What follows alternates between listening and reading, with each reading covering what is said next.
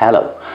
Part of a routine core rehabilitative, core training, core warm-up exercise regime is a side bridge.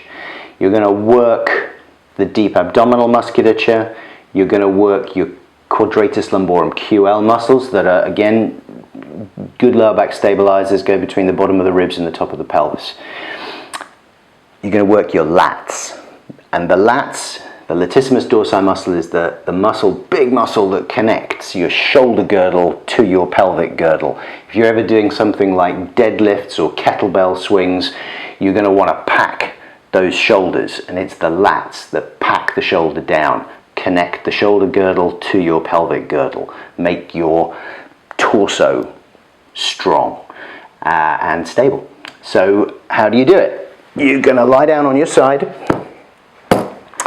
on your elbow, in this little crook lying position, so a little bend at the hips, a little bend at the knees, not too much.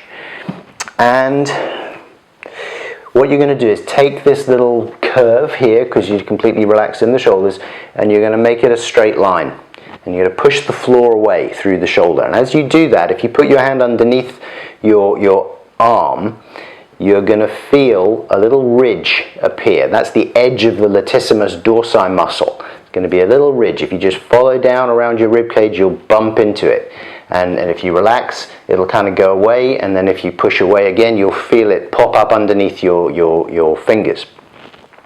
So that's connecting my shoulder girdle with my hips.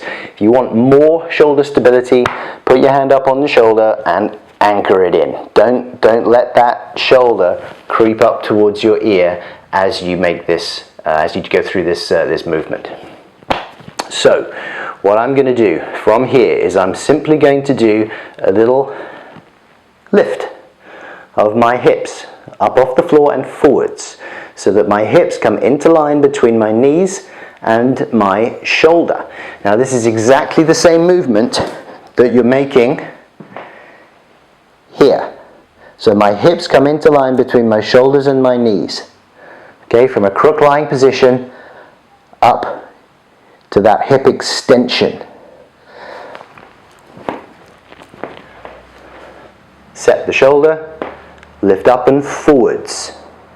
And when I come back down, I'm coming down and placing my hips back down. I'm sort of sitting back down. Okay, I'm not just coming up and then collapsing to the floor. I don't lose the shoulder stability either. Watch. So shoulder set, hips come up and forwards.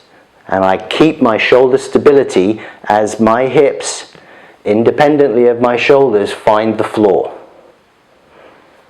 Up, down. I can just touch and go. I don't even have to rest on the floor. I can just touch my hip, come up again.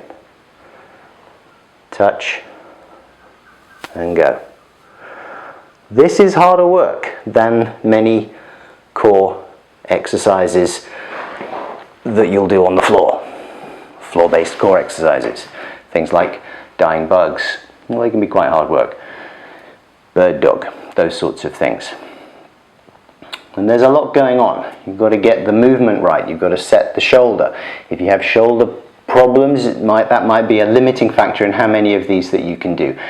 There are other videos that I'll show you. Check out the suitcase carry with a kettlebell or some other form of, or a dumbbell or some other kind of unilateral weight. That's a good one for working the core and the lateral stabilizing muscles. How many should you do? You should always avoid going to fatigue. If you get to the point where you've done a little set of repetitions, you could maybe do a couple more, maybe one more, but no more than that. That's the time to stop. Never go to fatigue. Obviously, once you've done a set on one side, you can have a rest in between, but turn over, do exactly the same process on the other side. Please comment below. Give me a little thumbs up, subscribe to the channel, and ring the bell. And so that way you'll get notifications of any future videos that I post.